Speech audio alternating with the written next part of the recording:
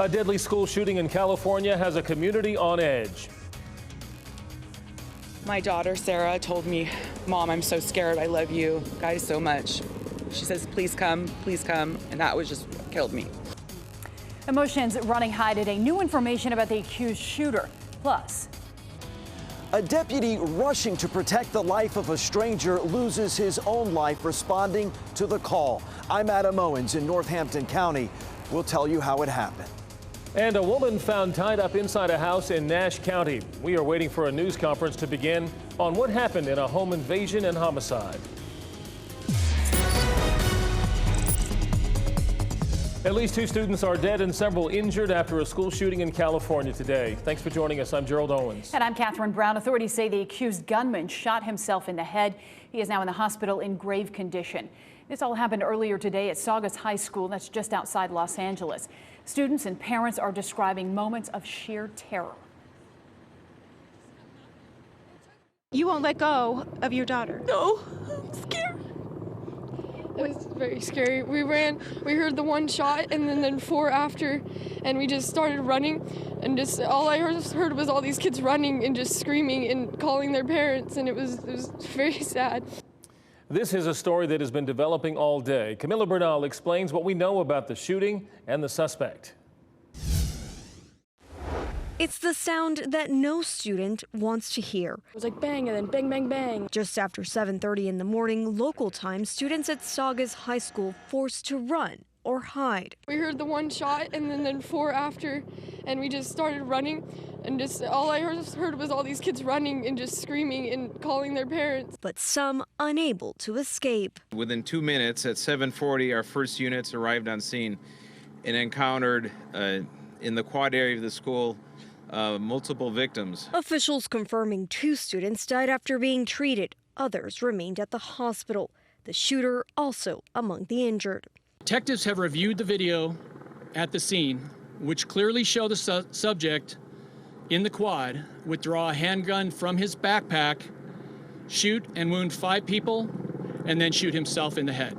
Authorities continuing their investigation and combing through social media in an attempt to figure out how and why. We will run all the leads to ground, but at this point we have no indication of any motivation or ideology.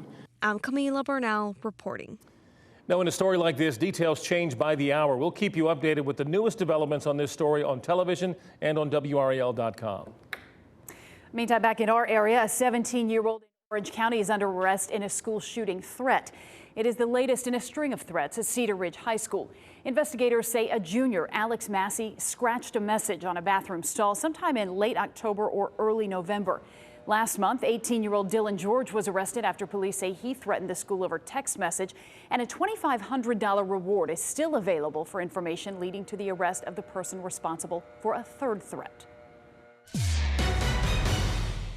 Good afternoon, I'm Mark Boyle in the Live Center today. Some really disturbing new information coming out of the Wilson police shooting from yesterday. The deadly shooting happened at a senior facility there. This is the person who was killed. His name is Roy McAllister, and he was killed by DMV officers that were in the area. Now, here's some of the new information. Take a look at this right here. We highlighted this in blue. McAllister went into the senior center, the Wilson Senior Center off of Goldsboro Street. He demanded money. He attempted to sexually assault one of the female employees that he found there when he walked inside, held her against her will. Now, drop down just a few lines here, and you can see some video on the screen as well. The victims in this case, some of the other people who were in that senior home, were forced into an office. They were made to lie down on the ground. One was actually robbed of her keys, and then McAllister took off. A few minutes later, that's when he ran into some of the officers nearby and was shot and killed. Now, the SBI is continuing to investigate this. Again, this is a photo right here just released. We'll continue to keep you updated as we get new information in the Live Center. Back to you. All right, thank you, Mark. He died doing what he loved. That's what the Northampton County Sheriff said about 27-year-old Deputy McKean Brooks. Brooks was responding to a call last night when he ran off the road and rolled his cruiser several times. WRL's Adam Owens is live in Jackson with how this happened and how the community there is reacting. Adam? Gerald, one way they're reacting, you may notice just over my shoulder here, right outside the courthouse, you can see the flags have been lowered in memory of that deputy who died last night. And we've been throughout this community today, and you can really feel the sorrow here. The sheriff says 27-year-old McKean Brooks was rushing to protect someone else last night. A woman heard someone shooting around her home out in the county. On the way to the scene on Highway 158, authorities say he ran off the road. The deputy hit a ditch bank and overturned several times. Deputy Brooks died from his injuries. Sheriff Jack Smith says he has known that officer's family for years and had to tell them of this terrible loss. One of the hardest things is to, let parents know that their child that's 27 years old, has been killed. That hurts, and especially when you know them and know that they are good people, good family. And what hits you even harder, we are told that this deputy had 5 children. He had been with the sheriff's office here in Northampton County for about half a year, Gerald. Boy, several layers to this tragedy. Adam Owens, live in Northampton County. Thank you, Adam. All right, shifting gears a bit, we have been closely monitoring the weather all week. It's time to break out those umbrellas, keep the coats handy again for the next few days. Meteorologist Kat Campbell says cold, wet, and miserable are on the way. There's nothing appealing about any of that. I know. I'm really sorry. I wish we could turn around the weekend forecast. We'll get through it, but I'm going to time out the rain because it's not going to rain all weekend long. You'll notice it's a different look outside today. The cloud cover's moved in, and although you see a little bit of green showing up on radar, it is too dry at the surface for any raindrops to actually make it to the ground so far. That is going to change tonight. We'll continue to see moisture increase across the viewing area. And this front that's stalled out just off the coast, that is going to be a highway for low pressure systems to form. And we could see a couple of them form and ride right along the coast. And that's what's going to help to increase our rain chances as we head into the next couple of days. The first wave at the coast right now on the Gulf Coast, and it's likely going to ride up this front into Friday and Saturday. So the rain starts to move in later on tonight. A 30% chance of rain at 7 o'clock. We're in the low 40s by 11 o'clock tonight with rain chances up to 50%. Rain continues to fill in tonight and tomorrow. Tomorrow, the wettest day of the coming days, a 70% chance of rain tomorrow. We do still have the chance of some lingering rain on Saturday, but at least it is looking dry on Sunday. We're going to take a closer look at the hour-by-hour rain chances starting tomorrow, coming up in about 10 minutes. Back to you. All right, Kat, thank you. The manhunt for a Camp Lejeune Marine accused of murder forced police to close all schools in Roanoke, Virginia today. Michael Brown is accused of killing his mother's boyfriend last week in a town about 9 miles east of Roanoke. Someone called 911 today to report a man tapping on a house window. Police believe that man was Brown. Officers in Roanoke said they found an RV that Brown was using. Virginia State Police say possible military devices were found inside. A young man shot and killed in cold blood in front of his mother. It happened in Johnston County this morning, and right now investigators are still searching for 2 attackers. They say the masked men walked into a convenience store to rob it and ended up shooting that man. Amanda Lamb's been in the neighborhood all day and joined us now live with what she's learned. Amanda? Catherine, very sad case. That mother was working here at the Scotchman on Highway 210 early this morning behind the counter. Her adult son, her 23-year-old son, was in the store with her. And we understand from investigators, again, that these 2 masked men came in and shot him with his mother present. So such a devastating situation. Now, again, it happened on Highway 210 near the I-40 interchange at the Scotchman. People who live and work in this area say there have been robberies here before. In fact, there was one Tuesday night just down the road, but they haven't had anything like this happen. That was pretty close. I thought that was pretty close and a little scary. And of course, I felt bad, horrible for the mother and the son. Now, 4 convenience store robberies happened overnight in the area with similar suspects and MOs in Garner, Johnston County, Raleigh, and Wilson. They won't say if these are all related, but we can tell you that the investigators are comparing notes. And we also learned, again, as I mentioned in the beginning, there was that other robbery at a Garner convenience store, at a convenience store on this road just down the street on Tuesday night. And they are now saying that case, this case, and the Garner case, they believe are related. So they're looking into a lot of leads right now, and they definitely need the public's help to solve this case because of the tragedy that happened here early this morning. Catherine. Amanda Lamb, live in Johnston County. Amanda, thank you. Well, 2 people arrested in Durham last night are accused of trafficking drugs from New York. Deputies arrested Lutz Ortega and Carlos Penzo at a traffic stop on Club Boulevard. They had 2 kilos of cocaine and more than 14 pounds of marijuana in their car. Both have New York City addresses. The sheriff's office says the arrests are part of an investigation into drug trafficking in North Carolina. Firefighters in Durham are once again setting their own fires. This is Sky 5 video over an abandoned apartment building off Hillsborough Road. Firefighters set the fire in order to train for all types of emergency situations. Crews held similar training sessions last month on Duke's Central campus. More are planned for later this month. The end of the year will mean the beginning of a new challenge for about 1,000 workers in the Triangle. 4 companies plan to lay off a total of nearly 1,000 workers beginning December 1st. Those companies, Oakwood Worldwide, nThrive, FDY, and Marvel Semiconductor. Most of the layoffs will come from nThrive, which plans to cut 839 positions. 6 North Carolina schools are receiving national recognition for their STEM program, which stands for Science, Technology, Engineering, and Math. They include the Sally B. Howard School in Wilson, Thomas Jefferson Middle School in Winston-Salem, East Duplin High School in Beulahville, Holly Grove Middle in Holly Springs, North Carolina School of Science and Math in Durham, and Swan Middle School in Greensboro. These 6 schools are among 300 vying for Samsung's $3 million contest. 100 of these schools will receive $15,000 for technology and supplies. Good luck. Well, she called out fraud and got caught. Now she's getting a big check. The local whistleblower verdict coming up at 4:30. Plus, several water main breaks around the city of Durham. Coming up, I'll tell you how this one impacted one local school. Plus, car break-ins that happen so fast, once you realize it's happening, it's just too late. The new technique criminals are using in North Carolina to break into cars tonight at 5.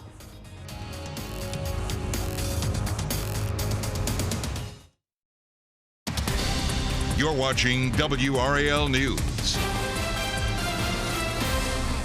A busted water main caused a huge mess at a Durham school. Now students and teachers at Durham School of the Arts are wondering whether they'll have classes tomorrow. the water main break knocked out water in the main building. It's one of 8 water main breaks in the city today alone. WRAL's Durham reporter Sarah Kruger is live at the school on North Duke Street. Sarah, any progress so far on fixing this water main? Gerald, it seems they are making progress. Durham Public Schools officials are still waiting on a timeline for repairs so they can determine if there is school here tomorrow or not. And I want to show you just how close we are to the water main break. It is right here just across the street, and crews are actively working on it. Students say it was chaotic this morning. School officials tell me the middle school building did have water, but the main building did not, so no water in the kitchen, bathrooms, or water fountains. By mid-morning, DPS made the call to send students home. We were there as dozens of buses were loaded with students, and some parents came to pick up their students as well. Now, while the early release was an inconvenience for some parents, overall parents did feel that the school made the right call.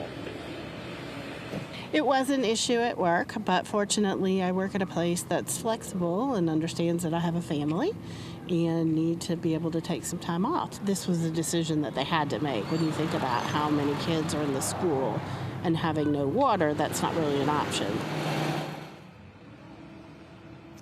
And I have asked the city when repairs might be done here on North Duke Street, where there are actually 2 water main breaks just about a block apart. I have not yet heard back from them, but obviously back out here live, crews are all over it and working hard to fix this as soon as possible. Now, I will stay on top of all of this to let you all know about any decision made about school here tomorrow at the Durham School of the Arts. Meanwhile, I do want to mention this is impacting traffic in this area, with North Duke Street closed between West Corporation Street on that side and Trinity Avenue on that side. Gerald. All right, thank you, Sarah. Of course, this could have a big impact on tomorrow. Make sure to watch our morning news for updates, traffic impacts, as Sarah mentioned, and any updates whether school will be out again or not. Well, recycling in North Carolina, it's the law, but not everyone is complying. A new study shows our state is facing some serious challenges when it comes to discarding reusable materials. Ken Smith joins us in the newsroom to explain. Ken? Well, you know, Gerald and Catherine, whether it's our home or rental property, chances are there are recycling bins nearby. Of course, if you own a home, the municipality in which you live usually provides a recycling bin. That said, the study shows North Carolina is failing to make progress in its recycling efforts. The study was done by the Environment North Carolina Research Policy Center. A major problem, China isn't buying as much of our plastic waste as in previous years, but our use of plastic products continue to increase. What's more, the study shows plastic is hard to recycle and there's not much money to be made, really low value. The study concludes plastic is not only detrimental to ocean life, but also our recycling system. The study does offer some suggestions, though, to improve our recycling efforts, including cutting back on the use of plastic and making sure recycling is a priority and not just an afterthought. Having said all that, there is some good news. The report also shows the amount of waste generated per person per day in our state has dropped by 2 pounds. That's at least indicating waste reduction is improving. Gerald. All right, Ken Smith, thank you. Well, it's been kind of an up and down week with the weather. It stayed cold. We saw the rain earlier in the week. Now we're getting ready to see it again. Kat Campbell's in the Severe Weather Center. Kat, you're going to run through a timeline for us. Yes, that is exactly what I'm going to do. But first, I want to point out the silver lining here. It's going to be cold, it's going to be windy and wet in the days ahead, but cloud cover has moved in, and that means we are not going to be quite as cold during the overnight periods. We had frost this morning in Wake Forest. Thank you to Stephanie for sharing this WRAL Weather Watcher photo with us. That's not likely to be the case into early tomorrow morning, everywhere at least. It's not in the 20s tonight. At least there is that. But here's the system that is developing right now in the Gulf of Mexico. It's going to ride up the coast as a coastal low in the coming days. The cloud cover is here and the rain is coming next. So let's time this out for you on Futurecast. I'm starting Futurecast at 4 o'clock today. So right about now, we are expecting it to still be very dry at the surface. So even though you're seeing a little bit of green showing up here, nothing would actually reach the ground just yet. But we continue to see moisture increase into the evening. So by 7 o'clock, some of this green that you were seeing on Futurecast, some of the rain actually starting to reach the ground later on this evening. Right around the dinner hour or just after dinner time is when I expect our chance for rain to really start to climb. By 10:30 tonight, we're seeing scattered showers across the viewing area. And then the band of heavier rain will likely arrive overnight into early tomorrow morning. You can see some darker green, some yellow showing up by 3 a.m. overnight. Some good rain on your roof to maybe help you fall asleep and stay asleep tonight. But 7:30 tomorrow morning, there's a lot of green on the map. It's likely going to be a messy and gross morning commute. At least it'll be a Friday morning, but you're going to want your umbrella with you tomorrow morning, and you'll want to check in with meteorologist Elizabeth Gardner for a radar update as well. Maybe leave a little extra time for your morning commute. By 1:30 tomorrow afternoon, it is still cloudy, it is windy, winds out of the north, so chilly, and we still have rain sticking around. Futurecast is trying to dry us out in time for Football Friday tomorrow night. I will say I am not as optimistic about this as Futurecast is. I think at least south and east of the triangle, we will still have some lingering light rain, so you'll want to check back in with the forecast tomorrow evening on that, but I would keep in a chance of rain, about a 50-50 shot of rain into tomorrow evening. Tonight, it is cloudy in the triangle. It is still dry out there at least. Our current temperature is 39 in Roxborough, 40 degrees in Oxford. We're sitting at 45 in Raleigh and Durham right now, 50 degrees in Wilson, 53 degrees in Clinton. It's a chilly dog walk, but go ahead and get your long dog walk in while it is dry because rain chances are up tomorrow and Saturday. Temperatures are in the low to mid 40s through 7 o'clock tonight. The rain really filling in tonight with lows in the 30s and 40s, but we are above freezing everywhere tonight. Still 36 in Durham. It's going to be a chilly night, and rain is likely throughout the day tomorrow. Highs tomorrow only in the mid to upper 40s. It's chilly all day long tomorrow. We will keep in the chance of rain into Saturday as well. Sunday, we finally start to dry out, but it's still chilly with a high of only 48, and we climb back into the 50s for our highs next week. But coming up at 4:30, we're going to talk more about how much rain we could see from this system, and it's likely to be a much more significant system at the coast. We'll talk about why that is coming up. Back to you. All right, Kat, thank you. Still to come, we are live monitoring a news conference from Nash County on a home invasion and homicide. We'll tell you what police are saying about a woman who was found tied up inside and the person found dead. And thousands of people are breaking records today for Guinness World Records Day. We'll show you what adventures they're getting into coming up in What's Trending.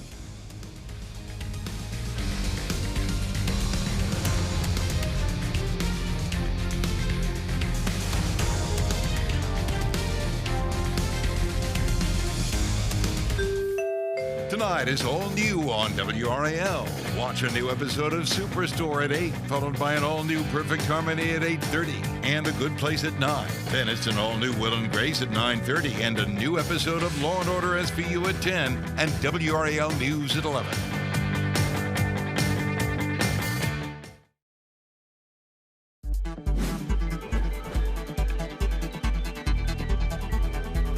Time now for a look at what's trending. Today's Guinness World Record Day. From trekking through Antarctica to driving an electric scooter across China, adventurous feats are the focus of this year's Guinness World Record Day.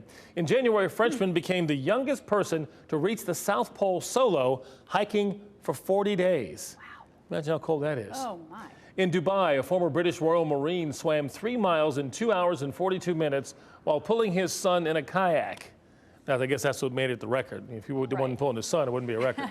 And in China, a man broke a record by driving an electric scooter more than 6,000 miles. Did he get to charge it up? It's great to see so many people channeling their inner adventurer. Proof that Guinness World Records Day just goes from strength to strength. At least 600,000 people are trying to break a record today. Those all seem like record-worthy feats. But they make a record out of everything. Right. But those seem pretty good. Those seem pretty good. Well, speaking of adorable, by the way, a zoo in Australia celebrating the newest member of its family, a baby koala, the first to be born at the Melbourne Zoo in more than 8 years. Baby and mom doing very well today. No word yet on the gender of the newborn, but zookeepers say the little one is already taking an interest in the world outside its mother's pouch. What's interesting about that is baby koalas usually stay tucked inside their mother's pouch for most of their first year. So we've got an adventurous one here. We should also point out koalas are listed as vulnerable species in parts of Australia. He's getting out of the house, you know, not staying there on the tablet and watching TV. He's getting out and looking at things. Getting down under? Yeah. That's cute. A hiring scheme involving 2 local district attorneys. Now the whistleblower is receiving a huge payment for calling them out. We have that story ahead. Plus, this is all that's left of one of the towers of the fabled arsenal. The question now, should the state and city build a Civil War museum at this site? Certainly as an African American, I have those concerns that we don't need anything in our community that may divide us. The city is holding a hearing tonight to get an idea of what the public thinks. Coverage you can count on. This is WRAL News. We're following breaking news in Nash County, where a news conference just wrapped up. Mark Boyle is in the live center with what was said about a home invasion that ended with a homicide. Mark? Well, some of the new information we just found out from the chief of police is a 12-year-old boy witnessed this deadly shooting. According to the Nashville, North Carolina Police Department, there was a man that broke into the apartments at Oak Tree Apartments. Inside there, that 12-year-old, and then a boyfriend and a girlfriend. The girlfriend was tied up. Take a listen to what police had to say. She had zip ties on her hands in the front, so she was bound with zip ties. That's all we have right now. Luckily, physically, they were not harmed. And here's some video that we had from the scene from Sky 5. Now, that girlfriend's boyfriend was killed in the middle of all of this. The suspect got away. Now, the woman who was zip tied, again, her son saw this, the 12-year-old. She was able to get on the phone, even with those zip ties, and call 911 for help. Police arrived, and they are now investigating this homicide there at the Oak Tree Apartments in Nashville. Very little information about the suspect in this case, who is still on the run tonight. One thing about this that is important to get out to those who are watching, this is an isolated shooting. According to police, we are told that the suspect and the victim in this case knew each other. Back to you. All right, Mark, thank you. A worker who blew the whistle on a hiring scheme involving 2 local district attorneys was just awarded nearly $2 million for speaking out. WRAL's Cullen Browder in the newsroom with more on the jury's verdict. And Cullen, you've been following this story for a few years. Right. So these 2 district attorneys were both convicted in this scheme to hire each other's wives. The SBI learned about it after an employee raised concerns that one of the wives was collecting a paycheck and doing no work. Debbie Halbrook worked for Wallace Bradsher. He was the district attorney for Person and Caswell counties. You see him there at his trial. After learning that Halbrook went to authorities, Bradsher fired her. Halbrook filed a whistleblower lawsuit against several people in the state. After a 1.5-week long trial, a Wake County jury awarded her $1.8 million. In a statement, her legal team said, quote, she's gratified by the jury's verdict, but she is most gratified by the fact that the justice system worked. North Carolina's whistleblower law protects the brave public servants who risk everything to come forward and report government wrongdoing. During this trial, the other district attorney involved in the hiring scheme, Craig Blitzer, whose wife admitted she was not working, actually took the stand and testified on Hal Brooks' behalf. Bradshaw, by the way, refused to testify. In the end, though, the jury sent a very strong message that state employees who do come forward are protected by the law from retaliation. Catherine. Colin, thank you. Police are looking for a vehicle that left the scene of a deadly hit-and-run crash. This is in Durham. Officers say 73-year-old Gaynor Songer tried to cross South Miami Boulevard near Ambassador Drive last night. They say she was hit by a truck's side mirror. When she fell, she was then hit by another car. That metallic gray or silver Toyota Matrix left the scene. Police say it should have damage to the bumper. A brazen armed robbery in front of customers at a Raleigh convenience store early this morning. Police say 2 people armed with a gun walked into the Circle K on Tryon Road about 3 a.m. They demanded money from the clerk. They then ran away with cash stuffed in their pockets. No one was hurt. Traffic is flowing again this afternoon on Aviation Parkway after 2 early morning crashes. A tractor trailer and a car collided around 4 a.m. at the ramp to I-40 East. 1 person was injured. And just 1 mile away, another car rear-ended yet another tractor trailer, injuring that car's driver. State lawmakers are trying to wrap up work for the calendar year. They're redrawing congressional districts after a court threw out the current map. But that's not all they're voting on. Our Capitol Bureau Chief Laura Leslie is live at the Legislative Building with details. Laura?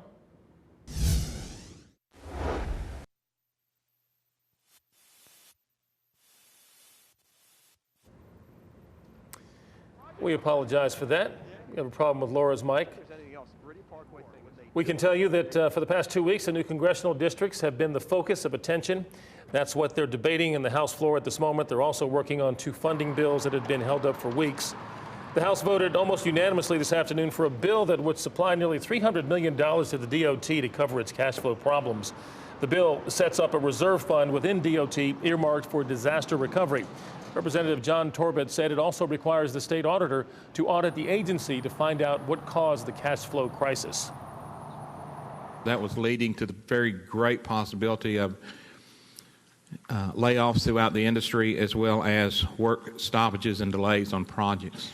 The number of projects that were expected to be delayed had nothing occurred with 900 projects across the state, virtually impacting every county in the state.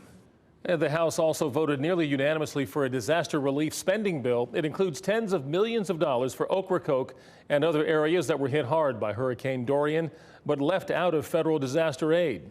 About $100 million to continue recovery from Hurricanes Matthew and Florence and Tropical Storm Michael. Years later, some communities still haven't recovered from this. The Senate is expected to approve both of those bills later this afternoon. They should be on the governor's desk by tonight. The new congressional map should be finished as well. That one will have to be reviewed by the courts, though.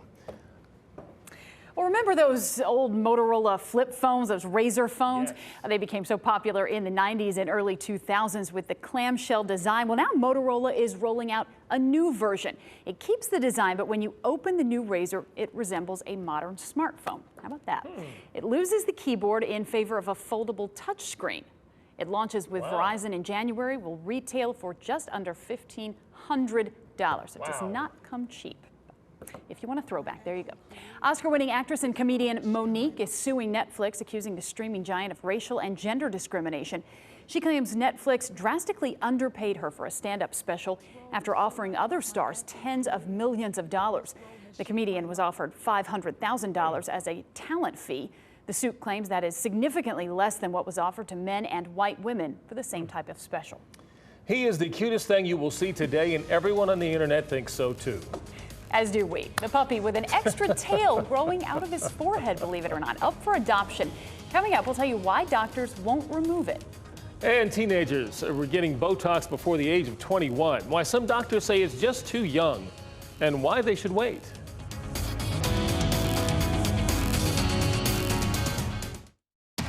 You're watching coverage you can count on with WRAL News. A rescue puppy in Missouri is taking the internet by storm. This is 10-week-old Narwhal. He has what appears to be a tail growing out of his forehead. As Elena Chappie reports, it's something one veterinarian has never seen in his 16 years of caring for animals. How does this not melt? How does this not melt you? He's just so adorable. Narwhal, not the unicorn of the sea, but a unicorn puppy. He's got an extra, what looks like a perfect tail, sitting in the center of his forehead. He's perfect. Narwhal was rescued by Rochelle Steffen, the founder of Mac the Pitbull Facebook page and nonprofit that brings life to dogs with special needs. Steffen says the tail is a part of him now. Why remove it and give him an undue surgery, and then why take away his specialty? He makes everybody smile. A local veterinarian says they've looked at everything and don't see a reason to remove it. Doesn't appear to be causing any problems or complications at this time. We went as far as shooting radiographs or x-rays. There are no bony attachments. There are no vertebrae in that what looks to be a tail. Narwhal isn't even bothered by his extra tail. Now, if it were in his eyes, or if we all thought that it was going to grow, you know, because he's got a normal tail. So if we thought that it was going to grow, then we would address it. Steffen says he is up for adoption, but she's getting worried. Part of our concern would be somebody adopting him and wanting to cut the tail off. She says until the right person comes along, Narwhal is hers. I don't want to have to break out the mama bear claws and have to hurt somebody if they want to hurt him. But she is hopeful he and his tail will find a forever home. He's going to be pretty spoiled, no matter where he ends up. I don't think he'll have a problem being adopted. Steffen says a lot of people have been asking, does the tail wag? Only when Narwhal runs. Doesn't wag. Oh, he is the cutest. We are all like going crazy in here. All right, well, some doctors and skincare specialists describe it as a sad waste of time and money, but it is happening. Experts say patients are coming in younger and younger, asking about Botox, some as young as 16 years old. Dermatologist Dr. Ken Beer recommends waiting until 30 for a skin evaluation to determine what you may or may not need. He points to a better diet, vitamin A, vitamin C for collagen, sun protection, and of course, no smoking. Some people turn to less invasive products to boost collagen in the skin, things like lasers, radio frequency, and microneedling. A debate over a Civil War museum in Fayetteville. Coming up next, the controversy over the $65 million project and why city leaders are talking about it tonight. Kat? And the cloud cover has already arrived and the rain is right behind it, but the cold sticks with us. We're going to talk about how long the cold rain is set to last and how much rain we could see from this system coming up next.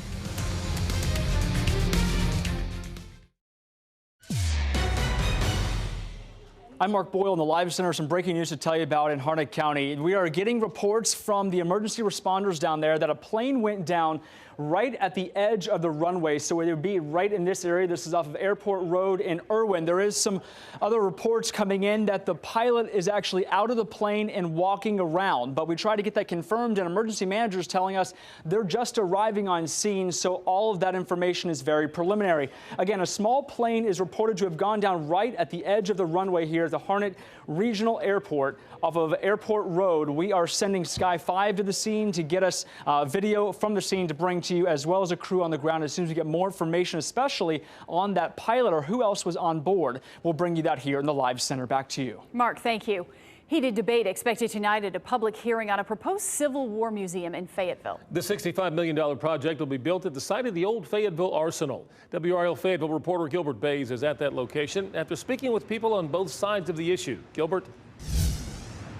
Yeah, Gerald, here's the history lesson. This is the ghost tower here of one of the towers that formed the Fayetteville Arsenal. And it was built here years and years ago and was burned down in March of 1865 when Sherman came through and ordered it burned. So a lot of history at this area, Arsenal Park, and a lot of folks say this is a great and perfect place to build that Civil War museum.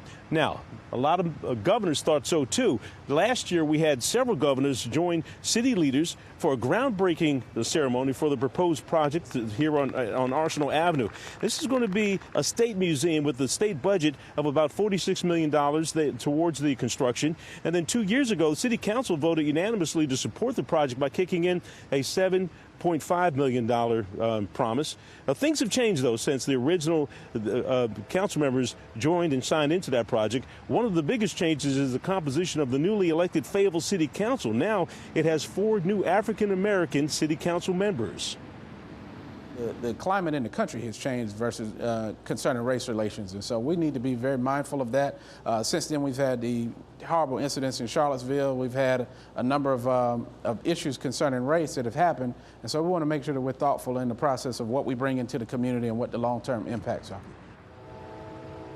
Now, those who oppose the project don't want the center to become a thing that honors the Confederacy. And supporters say the center will provide an educational opportunity for everyone to see the roles of both blacks and whites in North Carolina, and the roles that we played during the Civil War. Now, that museum would be built here at this site, supposed to be generating some conversation about the Civil War. Not one brick has been laid, and it's already doing that. The public hearing is going to take place tonight from 6 to 9 at City Hall. Gerald, photojournalist Michael Jordan and I are going to head over there. We'll bring you a report at 5:30 on what this means and how this will play out tonight in the City Council chambers. All right, Gilbert Bays reporting live. Thank you, Gilbert. Well, we already know smart speakers are listening to our conversations. But did you know some speakers make those conversations available to company staff? 5 on your side's Monica LaLiberty lets us know when we should be worried about that. Who won the World Series? How many ounces are in a cup? How do you fix a clogged sink? Answers just like that. So many of us use at least one smart speaker. Some homes have even more. With them comes a concern about privacy. Amazon, Apple, and Google all say they take steps to protect user privacy.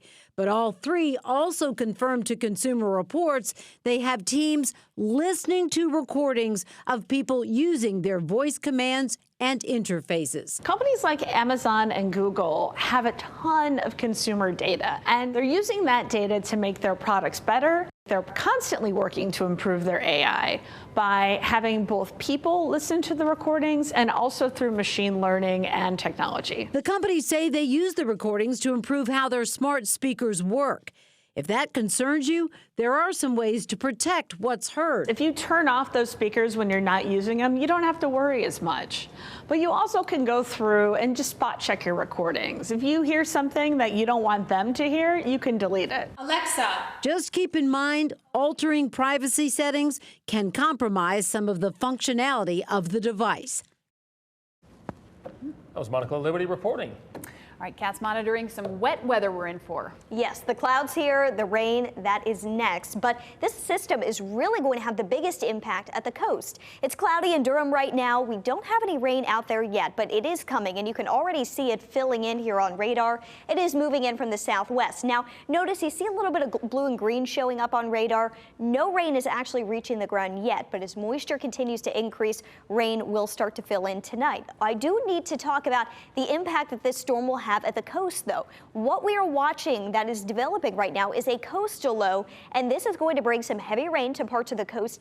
Also very strong wind gusts. It's going to be breezy and wet here locally, but the coast is really the bullseye for the biggest impact for this storm. We're talking 1 to 3 inches of rain likely. Winds this weekend on Saturday could gust between 45 and 53 miles per hour at the coast, and the combination of the rain and wind could lead to some coastal flooding and erosion over the weekend. So big impact from this system at the coast, and we will also be dealing with the wet, chilly and windy weather here locally.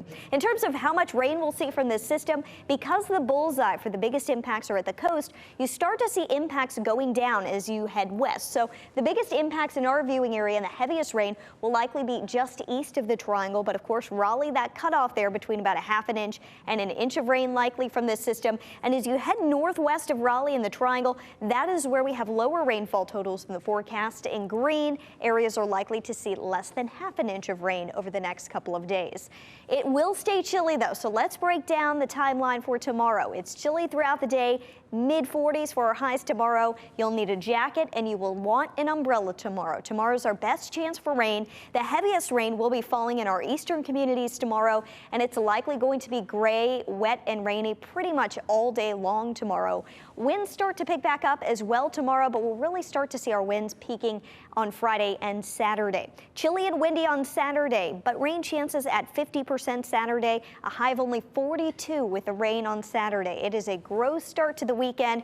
We start to dry out Saturday night and finally drying out by Sunday with a high of 48. It's cloudy and chilly on Sunday, but it is dry, so we will take what we can get in terms of an improvement. For Louisville at NC State, we're likely to still have some rain around during the tailgate.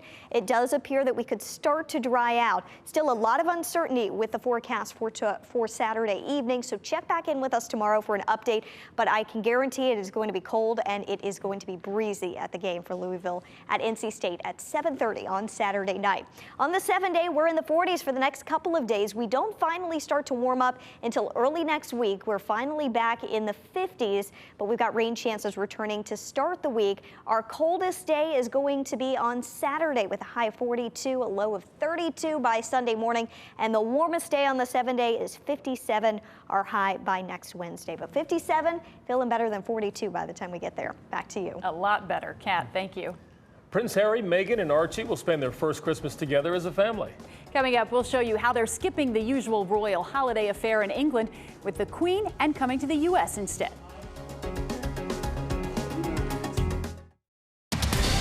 This is WRAL News. With the holidays approaching, Prince Harry and Meghan are breaking with tradition. Yeah, Kelly Kobiea explains why they plan on spending their first Christmas together as a family without the rest of the royal family and the Queen.